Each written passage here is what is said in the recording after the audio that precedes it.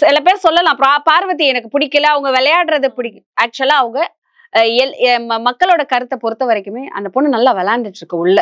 அப்ப கேள்வி கேட்க ஒரு ஆள் உள்ள வேணும். பார்வதியவே எல்லாரும் டார்கெட் பண்றதுக்கு காரணம் என்ன? என்ன பொறுத்த வரைக்கும் லாஸ்ட் வீக் நடந்த டாஸ்க்லயுமே வந்த கெஸ்ட் பார்வதிக்கு ஸ்டார் தான் தரல. மத்தபடி குறிப்பிட்டு சொல்லணும்னா பிரியங்கா அவர்கள் ஓப்பனா சொல்லிட்டாங்க. அங்க இருந்தவங்க கிட்ட ஓப்பனா சொல்லிட்டாங்க.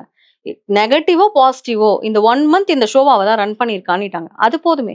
கண்டிப்பா வெளியே பார்வதி தானங்க தெரியுறாங்க. எனக்கு பிடிக்கல அப்படின்னு சொன்னாலும் பார்வதி பேர் தான். ஓப்பனா சொன்னா எனக்கு அவங்கள சுத்தமா பிடிக்காது. ஓகே. இந்த பிக் பாஸ் வீட்டுக்குள்ள வந்தும் ஃபர்ஸ்ட் வீக் வரைக்கும் எனக்கு அவங்கள பிடிக்கவே பிடிக்காது.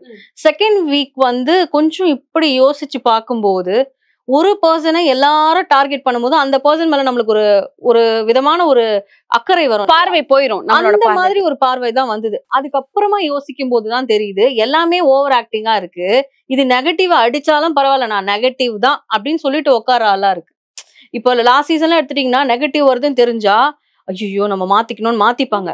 ஆனா இவங்க அப்படி கிடையவே கிடையாது.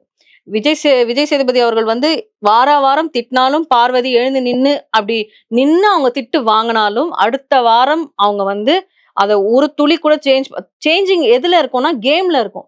கேம்ல கத்துறதா இருக்கு அந்த மாதிரி. ஆனா மத்தபடி அவங்க கேரக்டர் வைஸ் நான் இப்படிதான், நான் யாருக்காகவும் இதை மாத்திக்கணும்ன்ற அவசியம் எனக்கு கிடையாது. நான் அந்த மாதிரி நடிக்கிறதுக்கு நான் இது உள்ள வரல.